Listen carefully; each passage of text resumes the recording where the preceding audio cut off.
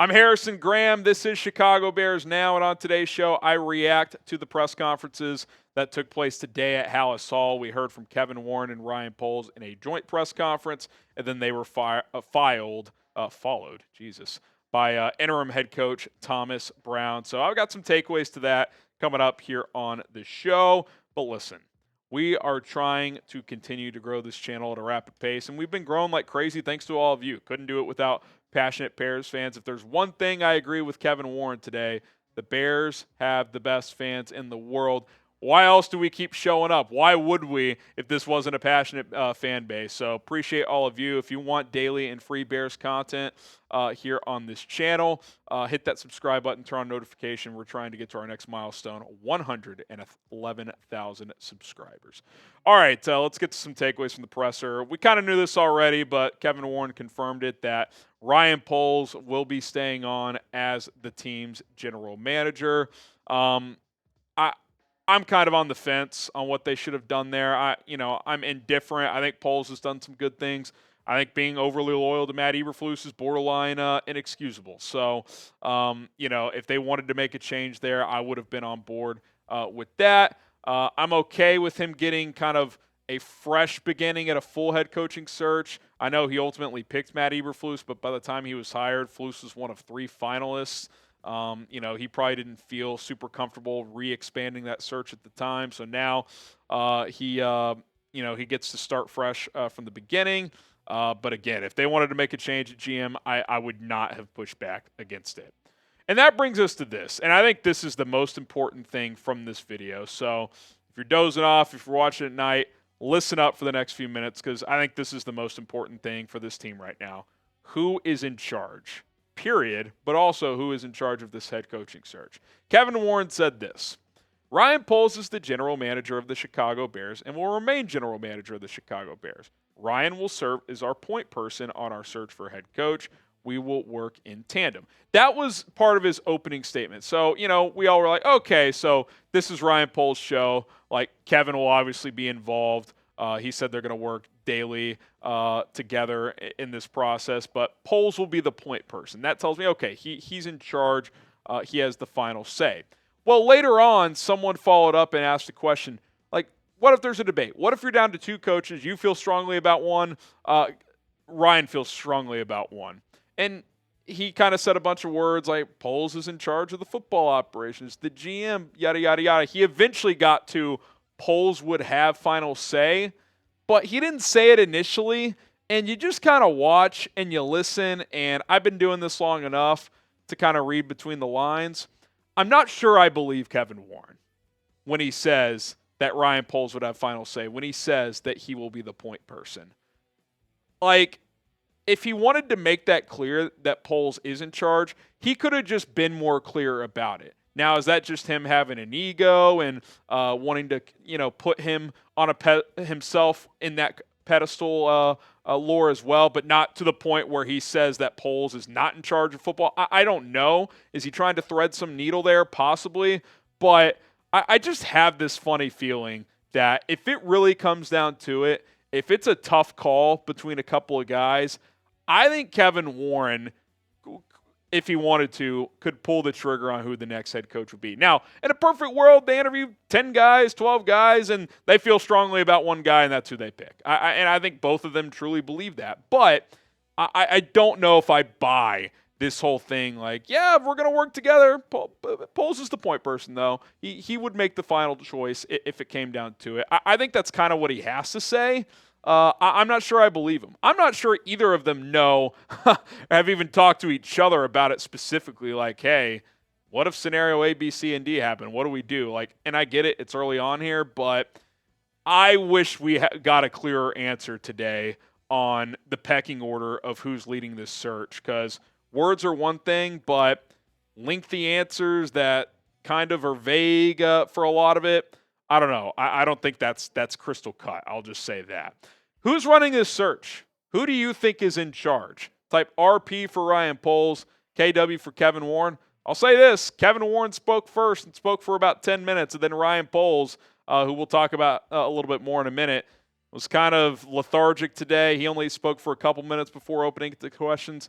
I think in general, who's in charge is Kevin Warren. Maybe Poles will have final say on the head coach thing, but Kevin Warren felt more like I'm the guy running this team than Ryan Poles did today.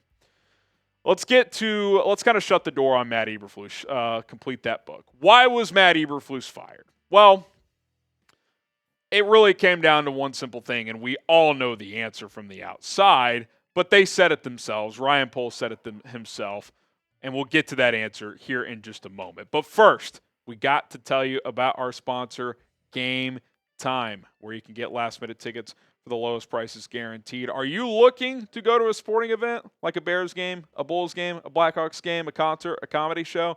You looking to get off the couch this winter and get out and about and go have a good time? Well, you're going to have to buy your tickets online, and Game Time is the place to do it. Make sure you use their newest feature, Game Time Picks, to help kind of filter out the thousands of tickets that are available for all these events. They'll give you different price points throughout the venue and kind of narrow your search, and you can figure out based on your budget what the best opportunities for, whether it is for a sporting event, concert, or anything else. Game Time shows you views from the seat so you can see the exact vantage point you'll be sitting in, and especially if you're in a stadium for the first time, you want to know if it's a good seat or not, and they've got those photos for you, so that is absolutely fantastic. They promise you the lowest price is guaranteed. Last minute tickets, lowest price guaranteed. So if you want to wait till the day before the event, day of event, you could get the best price available. They have super deals, which sometimes gives you discounts on certain seats as well, kind of the best bang for your buck. It's just an awesome app, and it makes purchasing tickets much, much easier and smoother. Create an account today by going to Game Time. Download the app, search Game Time in your app store. There's a link in the comments and description. Use promo code ChatSports to get $20 off your first purchase only. Terms do apply there. That's code ChatSports for $20 off your first purchase only. What time is it? It's game time. Get out and about.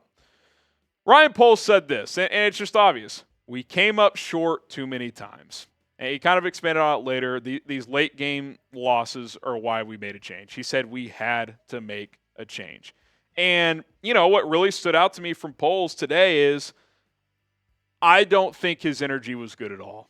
And I think we can overanalyze press conferences. I remember Nick Sirianni had one of the worst ever, and I still have questions about him, but clearly they're winning. It's working. Dan Campbell's was kind of bizarre. And I get it. I think we overanalyze him.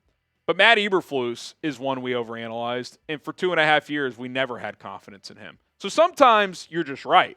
And Ryan Poles is never a guy I've questioned in terms of his ability to command a room, to communicate. He was hesitant on some answers. He was asked about why the Shane Waldron thing didn't work out. He had to pause for 10 seconds before giving that answer.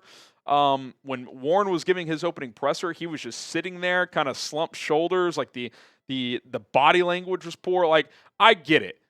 He knows he failed with Matt Eberflus. You made that decision Friday. You moved on Friday. Take the weekend, kind of, spend time with family, all that stuff. Get that out of your system, because come Monday, I need your game face on. It was not on today. Maybe you had an off day. I don't know, but that was underwhelming. That was disappointing from the general manager of this football team. Now, maybe he's been told behind the scenes, this is Kevin Warren's show. We're keeping you around, but, you'll have input, but Kevin's got final say despite saying the opposite today. Maybe he knows he's screwed. I don't know. But I think I saw a tweet about this. Can you at least pretend you want to be there? Like, this thing is falling off the rails. Fans need something to believe in, and I don't know how they could believe in the energy from Ryan Poles right now, because there was none at that press conference. All right, a couple more things here. The goal of the next head coach. What are the Bears looking for in their next head coach? There's reports over the weekend, we need a leader of men, yada, yada, yada. Here's what Kevin Warren had to say. Quote, we need an individual who has extremely high standards, is demanding, who creates an environment of accountability, I think that word was intentional, and is a sound decision maker, among other things. So the opposite of Matt Eberflus. Sound decision maker, Flus was not. Accountable, Flus was not. Very demanding. I think Flus, his principles of attitude, effort, all that stuff, clearly, at least by the end, that wasn't there anymore. I agree with what they're saying, but don't you always look for that? Aren't all those attributes on the list of every team what they're looking for when they hire a head coach? Like, I'm not saying come out and say, yeah, we want an offensive guy. How about, hey, we want a guy that is going to change the narrative around here with his leadership ability, and we want a guy that can connect with Caleb Williams and take him to the next level. Now, they later added kind of, hey, we need someone who can develop Caleb. That will be paramount, so I appreciated that. But, like, this isn't that difficult. Oh, we want a guy who can lead. Well, yeah, no shit. He's the head coach. Like, that goes without saying. So I'm not saying, like, it's a bad answer. I'm just saying it doesn't really add anything. Like, you should want all those things anytime you hire someone who's taken over a leadership position. If you had to guess who will be the next Bears head coach, drop a name in the comment section of this video right now. Is it Thomas Brown, the current interim? Because I'll say this, he checks a lot of the boxes they mentioned. Let us know right now. Speaking of who, Thomas Brown. Look, we've said it. I'll continue to say it. This guy's impressive, man. This guy's impressive. This guy's gone from pass game coordinator to offensive coordinator to head coach in less than 3 weeks. Like, that's a lot to take on, even for a guy who's been an assistant head coach, who's been an OC, who's risen in the rank. Like, he went from having a small role to you're in charge in less than 3 weeks. That's not a normal situation, even for typical interims. Most interims, like, one of the coordinators just takes over. That's not the case here. Like, I know he was the offensive coordinator the last 3 weeks, but I'll say this, out of the 3 who talked today, you know who I believed in the most? You know who stood out the most to me? Thomas Brown. Energy is there. Directness is there. He spoke very clearly and concise, but not to a point where he was boring. He was interesting. I just think that this is a guy that these players are going to rally around. Now, is he going to get the full-time gig? Should he? That remains to be seen. But it is a little concerning that the guy you come out being most confident in after today is the guy you don't even know will be here in 5 weeks. Not the other 2 that you know are going to be here and that are in charge of getting the next head coach. That is a bit of a concern. So we'll see how it plays out. I'm excited for this opportunity for Thomas Brown. He's highly regarded throughout the NFL. And, Warren and Poles, I almost wonder if they just are looking for reasons to keep this guy because they don't want to screw up picking the wrong guy. So we'll see what happens. I like his here and now approach. He said he's not worried about 5 weeks from now. I'm sure in the back of his head he's thinking, man, if I ball out here, I could get a head coaching job here or somewhere else. But he knows that's a day-to-day, hour-to-hour, minute-to-minute process. There's no shortcuts. So we'll see how the players respond. There's been reports that the players have already responded well to it. I think a lot of that is just getting Flus out of the building, but the work starts now. You got this 5-week period to see what Thomas Brown could do.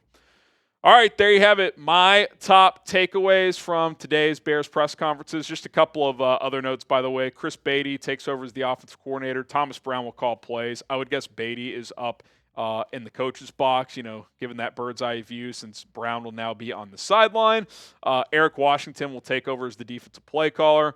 And so those I's are dotted and those T's are crossed from a, coaching role standpoint for the rest of this season. My name is Harrison Graham. Hit that subscribe button. We'll see you guys next time.